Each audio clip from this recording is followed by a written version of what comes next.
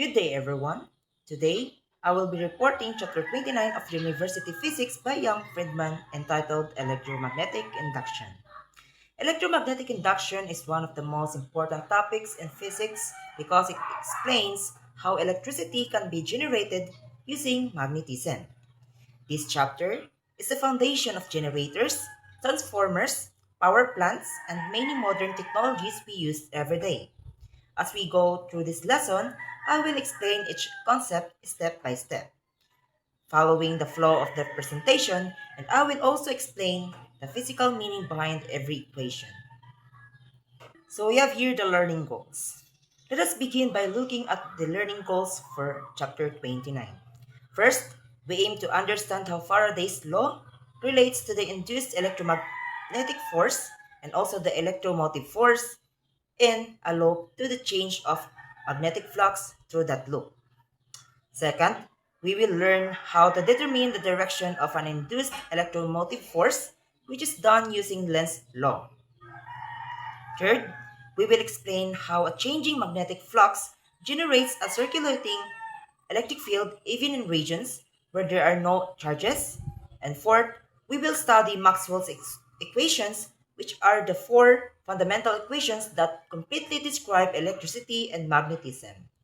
Finally, we will discuss the special properties of superconductors, including the Meissner effect and magnetic levitation. For the introduction, to introduce the electromagnetic induction, consider the card reader as at a gas station or ATM.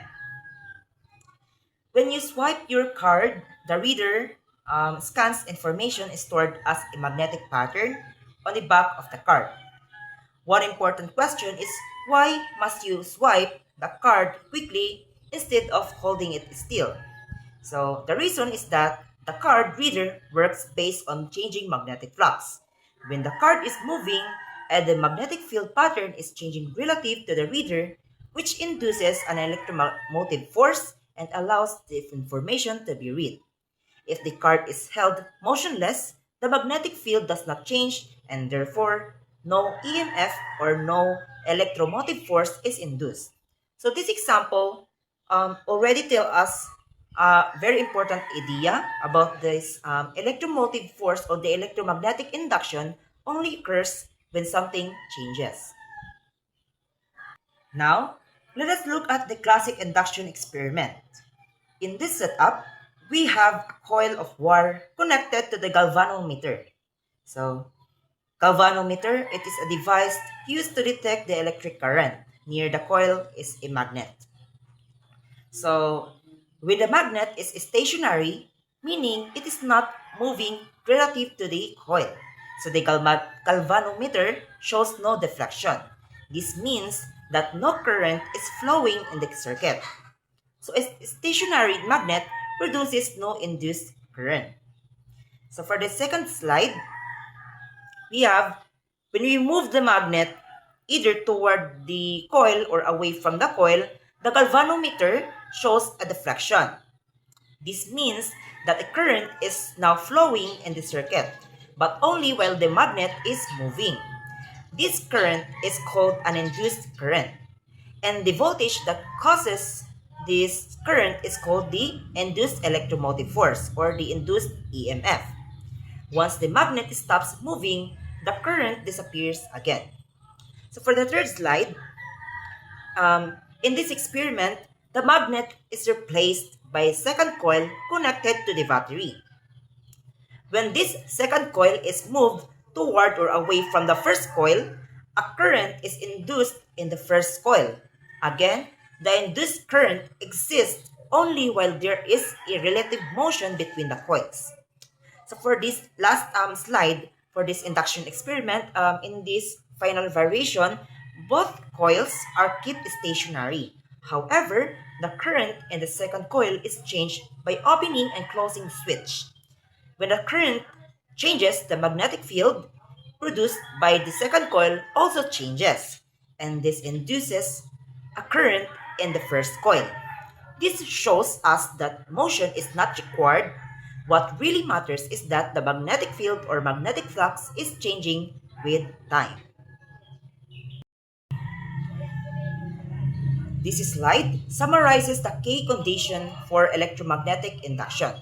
So if a coil is placed in a magnetic field and the magnetic field is constant, the coil's shape does not change. Its area does not change and its orientation does not change. There is no current is induced. So a current is induced only when at least one or of the following has these changes, which is the strength of the magnetic field, the area of the loop, the orientation of the loop, and also the position of the loop in the field. So to describe the electromagnetic induction mathematically, we introduce the concept of magnetic flux. Magnetic flux tells us how magnetic field passes through a given area. The magnetic flux through a small area element is defined using the dot product of the magnetic field and the area vector.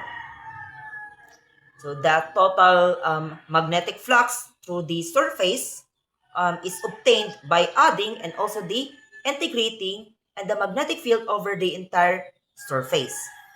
Magnetic flux for a flat surface is that in a uniform magnetic field, or the magnetic flux is given by the equation. So we have here the pi sub b, or the magnetic field equals to the magnetic field times the area times the cosine theta. So this is the formula for the magnetic flux in a magnetic field. So here B is the magnetic field, which is its strength is in Tesla. A is the area in square meters, and theta is the angle between the magnetic field and the area vector. So this is very useful when it comes to identifying the orientation of a magnetic field, and also we will discuss it in the next slide. So what we have here is that an example. So we have here the 1 to 3 orientation slides, which will be discussed briefly. So as you can see here, when the surface is on the face on the magnetic field, and the area theta is 0, the magnetic flux is maximum, which is equal to B times the A. So it is based on the formula itself. So because again, if you're going to recall the formula for the magnetic field, we have the magnetic field times the area times the cosine theta. So when the surface is tilted at an angle, the flux is reduced because only the component of the magnetic field perpendicular to the surface contributes. So when the surface is edge on, meaning theta is 90 degrees. So cosine 90 is 0, and the magnetic field or the magnetic flux becomes 0. Why? It is because if you're going to calculate it, whether regardless of how big the magnetic field and also the area, it doesn't make sense because the cosine is 0, right? If you're going to multiply 0 to the other number, therefore the answer would be always 0. If we're going to follow the mathematical rule when it comes to multiplying numbers. So now let's proceed with the Faraday's law of induction. So Faraday's law states that whenever the magnetic flux through a closed loop changes with time, an induced electromotive force is induced in the loop. Mathematically, Faraday's law is written as the induced EMF equals the negative rate of change of magnetic flux with respect to time. The negative sign is very important and is explained by Lenz's law. So this is just an introduction of the Faraday's law of induction, since Faraday is the one who discovered about this electromagnetic induction. That's why also Faraday is known as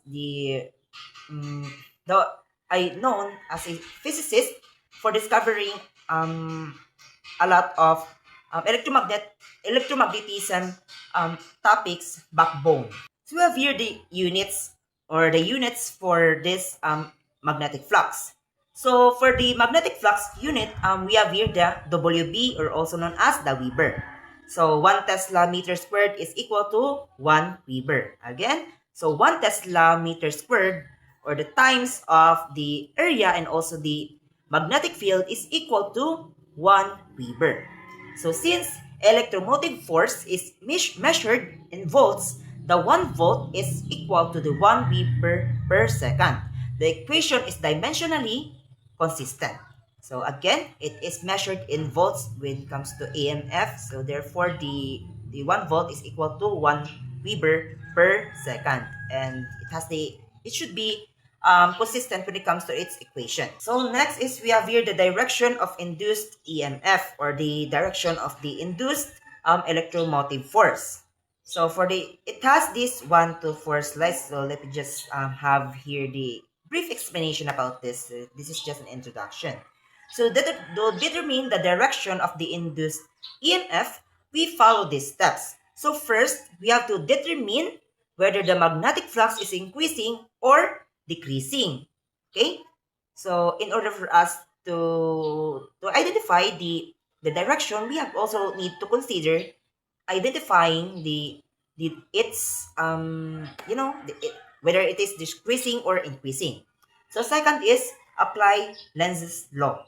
So it states, no, it was this law states that the induced current will oppose the change in flux. So if there's a change in flux, therefore there's an opposition with the current of the induced current. So there's a directly not directly, but inversely proportional between the two.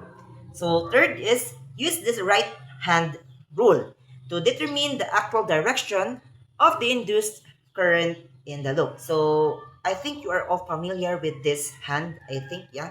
So we use this, no? So, laong-laong. It was taught to us when we were in high school. So I think you can still remember about that. So it is very easy for you to understand or to determine the direction of the induced EMF with using this right hand rule. So earlier we mentioned about the Lenz's law. So now let's talk about the Lenz's law. So what is Lenz's law? So Lenz's law states that the direction of any magnetic induction effect is such as to oppose the cause of the effect. As what I mentioned earlier, it has to be opposite. Okay. So this means that the induced current always creates a magnetic field that resists the change in magnetic flux. Its purpose is to resist the change in magnetic flux. Therefore, there has to be an opposition. That is the law that states about the direction of the magnetic induction effect, which is to oppose the cause of the effect, and its effect is caused itself by the magnetic flux. Okay, so Lenz's law ensures conservation of energy. So I think you're already familiar with the conservation energy. So if the induced current aided the change instead of opposing it, energy would be created from nothing. Now let's proceed with the Faraday's law for a coil. So when a coil has n identical turns and the magnetic flux changes at the same rate through each turn, the total induced electromotive force is n times larger. This is why generators and alternators use turns of wire. So I think you already you saw already the what is the inside of the generator, but not just the generator itself, but what is inside of the generator. So we all know that it uses gas, yeah, in there. So this is the coil. There's a coil in there. So its purpose is to somehow use this concept of the Faraday's law in order to generate an electricity. Oh, an electricity which is enough to light up, I think, one house. I think it depends on how big the generator could be. And yeah, that's it.